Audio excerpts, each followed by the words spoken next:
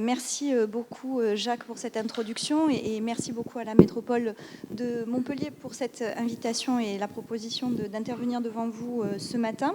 Donc juste pour remettre en perspective d'où je parle, pour que voilà, qu'on soit tous d'accord sur quelle est la manière pour moi de m'adresser à vous.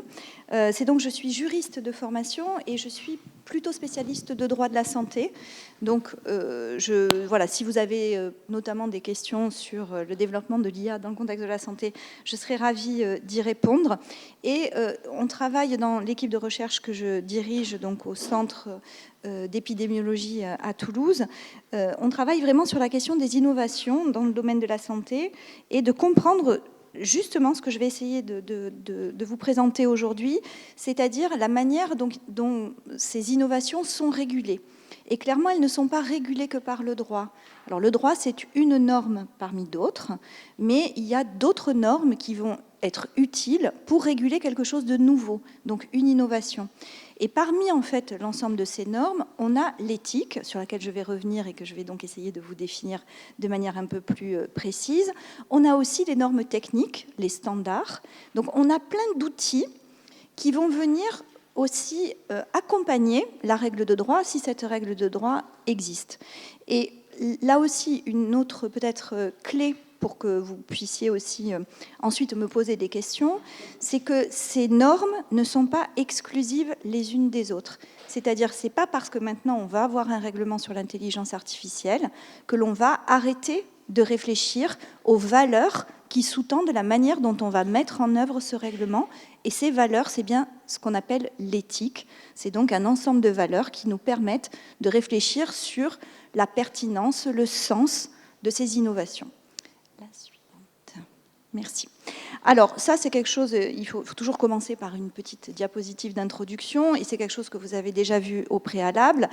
L'intelligence artificielle, elle se déploie dans de très nombreux domaines aujourd'hui, et c'est peut-être une des difficultés de sa régulation, d'ailleurs, parce que c'est finalement plus simple de réguler de manière thématisée dans des secteurs d'activité que d'adopter des règles très générales qu'il faut ensuite adapter à des domaines, parce que quand même, ça va s'appliquer domaine par domaine. Donc le choix généralement qui est fait, c'est que la règle étant générale, eh bien, on régule, encore une fois, la technologie, on ne régule pas systématiquement le contexte de ses usages. Mais l'intelligence artificielle s'est déployée jusqu'à aujourd'hui sans normes juridiques au sens strict du terme, c'est-à-dire sans loi, que ces lois soient françaises ou ces lois soient européennes. Ça se développe beaucoup dans le contexte de la mobilité, ça se développe beaucoup dans le domaine de l'enseignement, de l'éducation, et je ne vous en parle pas en médecine. Vraiment, il y a des activités de routine qui aujourd'hui sont déployées dans nos centres de santé, notamment dans le contexte de l'imagerie, où on utilise l'intelligence artificielle en anatomopathologie depuis déjà un bon nombre d'années, et ça marche. Donc tout ça pour dire que quand on se retrouve en position de réguler une innovation, comme l'intelligence artificielle, la première question qu'on va se poser, c'est est-ce que les règles qui existent aujourd'hui sont suffisantes? Est-ce que notre cadre de réflexion juridique, éthique est suffisant? Si on répond oui à cette question, finalement, on n'a plus qu'à développer ces fameux standards professionnels qui vont permettre d'utiliser à bon escient et dans ces différents contextes les nouveaux outils, dont l'intelligence artificielle. Ou alors on se dit, non, on n'a pas assez de règles, ça risque de vraiment créer des troubles dans notre ordre social. Et on est quand même dans un contexte qui est celui d'une démocratie, donc on a besoin d'avoir des règles pour vivre ensemble, en tout cas c'est ce qu'on a choisi comme régime juridique.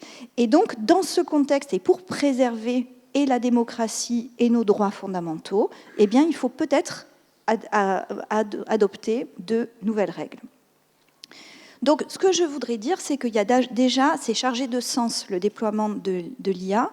C'est chargé de sens parce que ce qu'on va regarder, pour savoir si on doit mieux réguler, c'est qu'est-ce que ça crée dans notre société. Et qu'est-ce qu'on va regarder en premier? C'est quels sont les bénéfices et quels sont les risques. Et c'est cette balance, en fait, entre les deux, parce que finalement, toutes les innovations s'accompagnent de risques et de bénéfices. Eh bien, on va balancer entre les deux et voir justement qu'est-ce qui ne trouble pas notre ordre social démocratique.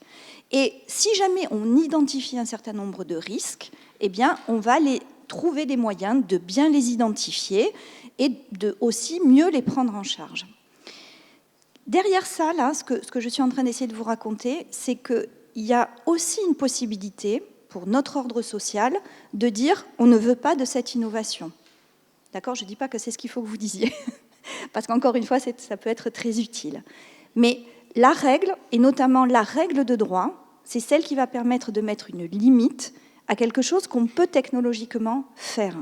Donc on peut faire aujourd'hui de l'IA, mais on peut aussi décider, dans la règle de droit, que cette IA ne pourra jamais servir à tel ou tel objectif. Donc on va limiter l'usage justement pour respecter notre ordre social, mais aussi notre ordre moral, parce que l'éthique a quelque chose à voir avec aussi la morale. D'accord ? Donc en gros, c'est poser des limites à des éléments qui aujourd'hui techniquement sont possibles, mais que socialement on ne va pas accepter parce que ça va troubler justement notre ordre social. Donc, dans cette réflexion sur comment réguler cette innovation, on a un enjeu, en tout cas quand on développe des innovations qui sont très techniques, donc finalement difficile à comprendre, y compris pour nous qui travaillons sur ces sujets. Je suis incapable de vous dire ce qu'est une IA. Bon, je ne suis pas complètement sûre que tout le monde d'ailleurs soit d'accord sur ce qu'est une IA, mais au demeurant, voilà, il y a quand même. Mais je sais qu'à un moment donné, ça va impacter sur ma vie en tant que citoyenne. Et ce dont je veux être sûre, c'est que je veux pouvoir avoir confiance dans les nouveaux outils qu'on me propose. D'accord ? Je ne veux pas qu'on me raconte des sornettes ou qu'on essaye de m'enjoliver les choses en me disant « mais oui, c'est super bénéfice et il n'y a pas de risque ». Alors que, bon, je comprends bien que quand même, peut-être, je ne veux pas qu'on me cache des choses. Et cette confiance, elle ne se décrète pas. Ce n'est pas quelque chose qu'on peut vous imposer. Et c'est d'ailleurs pour ça que vous êtes réunis ici aujourd'hui. C'est parce que cette confiance, elle se gagne. Et elle se gagne comment ? Pour les acteurs, justement, par des principes clairs qui vont conduire et le développement de l'outil de l'IA notamment et son usage, et des acteurs qui s'engagent aussi, des acteurs qui s'obligent sur ces principes. S'il n'y a pas ces deux facteurs, je ne pense pas qu'on puisse parler véritablement de confiance. D'accord ? Et cette confiance, elle se construit, encore une fois, quand je dis qu'elle ne se décrète pas, ce n'est pas quelque chose qu'on peut vous imposer. Cette confiance, elle se construit aussi avec la société, avec les citoyens. Merci. Alors, vous l'avez compris, des principes et des acteurs. On va revenir sur ça. Les principes, les premiers principes auxquels on va penser, ce sont les principes éthiques. Alors, qu'est-ce que c'est que l'éthique ? Je ne peux pas vous en donner une définition très claire parce que là aussi, il y a vraiment une vision très disciplinaire de ce qu'est l'éthique et on peut avoir différentes façons de le présenter. La seule chose qui est commune, en fait, et pour laquelle, là, je suis assez sûre de moi, c'est que quand on parle d'éthique, on parle de valeurs. Et quand on parle de valeurs, on parle de valeurs aussi morales. C'est-à-dire qu'est-ce qui est bien, qu'est-ce qui est bon, et qu'est-ce qui est moins bien, ou qu'est-ce qui est mal. Donc il y a une graduation dans ces valeurs, et ces valeurs, elles permettent de s'orienter dans le questionnement. C'est-à-dire, vous pourrez lire, si vous lisez des petites choses sur l'éthique, que l'éthique est une boussole. L'éthique permet de s'orienter vers le bon. Et cette orientation vers le bon, il faut quand même la faire reposer sur 2-3 petites choses qui ne sont pas simplement notre ressenti ou nos perceptions. Donc, on a essayé de trouver des principes communs sur lesquels on pouvait commencer à bâtir justement cette réflexion et essayer d'orienter cette fameuse boussole. Deuxième chose, c'est que l'éthique, ce n'est pas du droit. Alors, je réponds déjà un petit peu à la question de Jacques. L'éthique, ce n'est pas quelque chose, ce n'est pas une norme obligatoire. Alors, bien sûr, ce n'est pas une norme obligatoire puisqu'on parle de valeurs, on parle de discuter, on parle de mettre ensemble, on parle de trouver un consensus quand on parle d'éthique. Donc ça veut dire c'est délibératif. Cette éthique, pour autant, c'est pas parce que c'est pas obligatoire que ça ne vaut rien. Voilà, alors ça, il ne faut pas faire ce raccourci. L'éthique, c'est souvent même plus important, en fait, que la règle de droit en elle-même, parce que c'est l'éthique qui va inspirer la règle de droit. Et c'est exactement d'ailleurs ce qui se passe dans le domaine de l'intelligence artificielle. Donc je vous disais, on a essayé d'identifier un certain nombre de valeurs. D'une part, des valeurs universelles qui viennent du monde de la santé, mais qui se sont déployées dans tous les secteurs d'activité, qui sont des valeurs universelles, en gros, qui sont les 4 premières: l'autonomie, la bienfaisance, la non-malfaisance et la justice. Je vous en dis un petit mot très rapide sur chacune.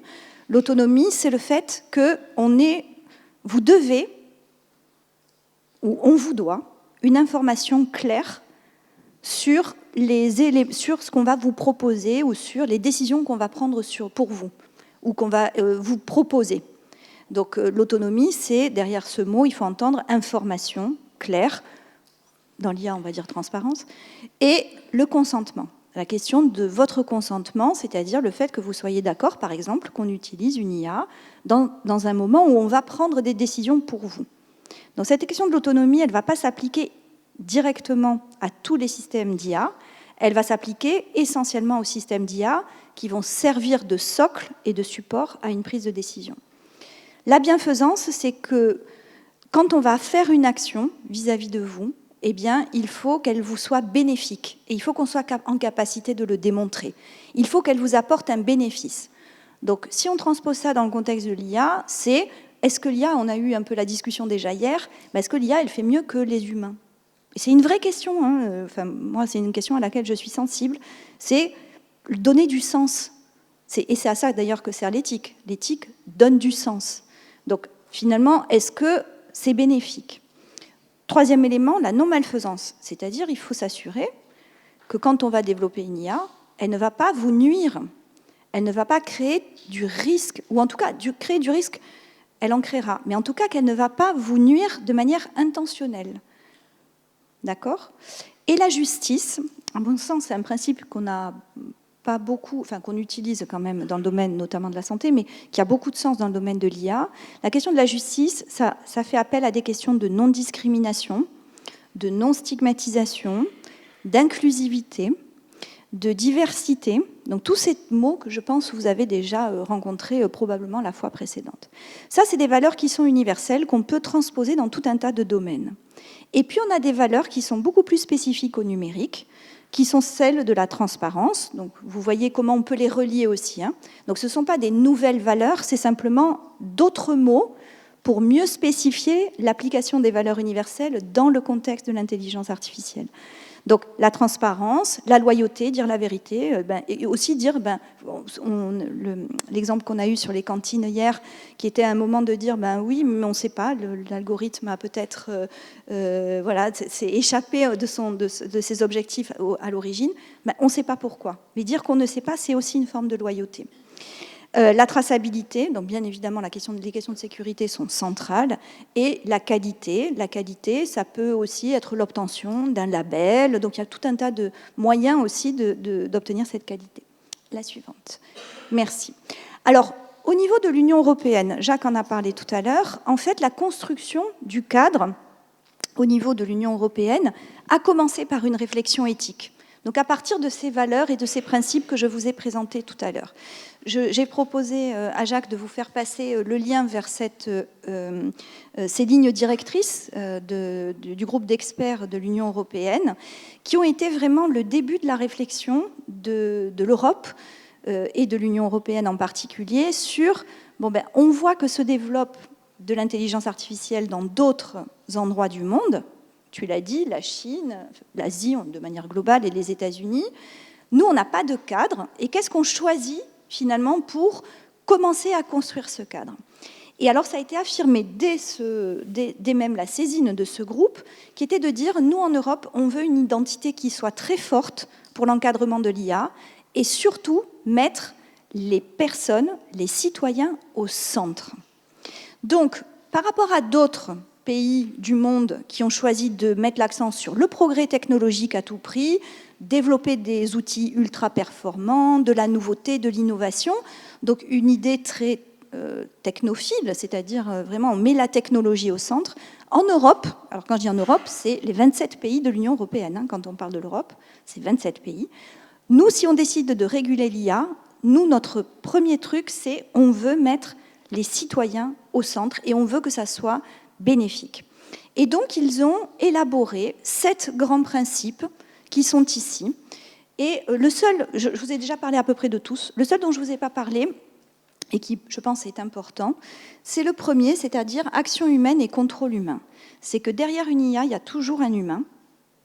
Et dans son application, si jamais on est dans une IA qui nous aide à prendre des décisions, bon, ce sera la seule fois où je prendrai l'exemple de la médecine, mais en médecine, quand on doit prendre une décision médicale et qu'on va se faire aider par l'intelligence artificielle, on a même dans le droit français une disposition dans notre code de la santé publique qui nous dit si votre médecin prend une décision avec un outil d'IA, il doit vous en informer.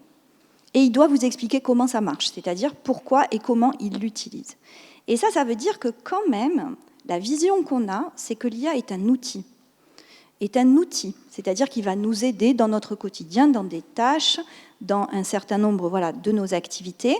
Et donc, l'éthique va servir aussi à réfléchir au sens que l'on donne à l'intelligence artificielle dans notre société. Est-ce que, on a utilisé le mot de remplacement, je ne l'aime pas, mais j'en ai pas d'autres à vous proposer. Mais voilà, c'est quel choix on fait. Est-ce qu'on va vers quelque chose qui va potentiellement remplacer des humains, et auquel cas, est-ce qu'on est capable de s'interroger sur les conséquences que ça a, ou bien est-ce qu'on cantonne l'IA au niveau de l'outil qui va être extrêmement bénéfique et aussi pouvoir remplacer l'humain, mais dans des conditions qu'on aura maîtrisées. Donc la question, c'est ça. La suivante. Cette réflexion éthique, elle a abouti à ce que vous a présenté Jacques tout à l'heure, c'est-à-dire, vous voyez, on a commencé, alors c'est pas si long que ça à l'échelle de l'européenne, hein, c'est-à-dire qu'on a commencé à en discuter en 2021, on a un règlement adopté en 2023, je dis franchement, moi, bravo, fantastique, j'ai jamais vu ça. Donc, c'est que c'était très important. Et ce qui était très important, et juste pour vous expliquer ce qu'est un règlement européen, pour que vous compreniez bien la portée de ce texte, donc qui est extrêmement important encore une fois, c'est que ce texte va s'appliquer de la même manière, dans les mêmes conditions, dans les 27 pays de l'Union européenne. C'est une vraie loi européenne. Il n'y a pas d'histoire de moi je dis que, toi tu dis que. C'est vraiment 27 pays, 27, les mêmes règles pour tout le monde. Après, on est au niveau de l'Union européenne. L'Union européenne ne traite pas des questions éthiques véritablement. C'est-à-dire qu'ils n'ont pas vraiment de compétences. Ils peuvent réfléchir, etc. Et le règlement est basé intégralement sur les principes précédents. Donc ils sont tous rappelés comme fondant le cœur quand même de ce règlement. Par contre, le règlement, quand vous le lisez dans le détail, c'est extrêmement technique.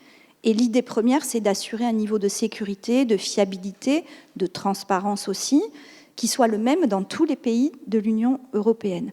Et ça va servir aussi, et c'est pas grave et c'est normal, au développement, au soutien des développeurs, mais dans un cadre qui est celui qui est limité par le règlement. Donc, c'est pour moi quelque chose d'extrêmement important. Et les citoyens ont toute leur place, bien évidemment, pour dire quelque chose par rapport aux règles de mise en œuvre qui vont être dorénavant discutées. Donc on est au début d'un processus, là encore, c'est-à-dire le règlement a été adopté, maintenant il faut qu'il soit publié, il va y avoir une phase de transition, il va y avoir des règles d'application qui vont se mettre en place, et l'idée vraiment, le cœur du truc de ce texte, c'est vraiment la sécurité des systèmes d'intelligence artificielle et la classification de ces systèmes en niveaux de risque. Il y a 4 niveaux de risque dans le règlement, des moins risqués aux plus risqués. Les plus risqués, classe 4, ils seront interdits. Donc, rappelez-vous ce qu'on a dit tout à l'heure, le droit, à un moment donné, peut dire oui, vous savez le faire, mais c'est interdit. Donc, ceux qui seront identifiés comme étant des classes 4 seront interdits. Et puis, pour les autres, on aura des exigences qui vont être mises sur les épaules des développeurs qui vont devoir nous prouver comment ils prennent en charge les risques. Les acteurs, eh bien, on en est ici tous, des acteurs de toute cette réflexion. Les acteurs, ils ont aussi comme mission d'associer en fait les citoyens, notamment à la gouvernance de l'intelligence artificielle. C'était vraiment quelque chose qui a été affirmé par toutes les instances européennes, mais aussi par les instances en France, qui est de dire, justement, cette confiance. Alors, vous entendrez parfois le terme d'acceptabilité, qui n'est pas un terme que j'utilise beaucoup. Je me sens moins à l'aise avec le terme d'acceptabilité qu'avec le terme de confiance. Pour moi, la confiance, ça se construit, c'est ce qui est ici sur cette image. Et je crois que c'est pas vain. Alors ça, je veux dire, c'est pas un peu du... disons que ce n'est pas pour essayer de mettre un peu du citoyen un peu partout. Je pense que c'est absolument nécessaire parce que nous, je me mets dans le lot bien sûr, nous sommes ceux sur lesquels l'IA demain va pouvoir avoir un impact. Donc on a notre mot à dire sur justement ces fameuses limites et jusqu'où on peut aller et jusqu'où on ne peut pas aller. La suivante, juste je finis. Mais j'ai fini après. J'avais dit que j'étais bavarde. Juste pour vous dire que ces initiatives citoyennes, elles existent déjà. On a déjà dit un petit mot d'Equitia. Donc, Equitia n'est pas spécialisée sur les questions d'éthique de l'intelligence artificielle, mais plutôt d'éthique d'usage de la donnée. Donc, dans Equitia, nous avons rédigé une charte que vous pouvez également trouver sur Internet.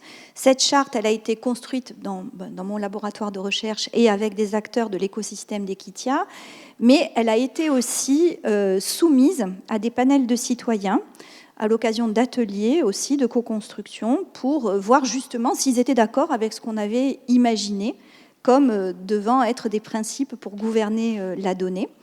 Et vous avez également un livret qui est aussi disponible sur Internet qui explique justement la manière dont cela oui, alors ce n'est pas la seule initiative, c'est pour ça que j'en ai mis d'autres.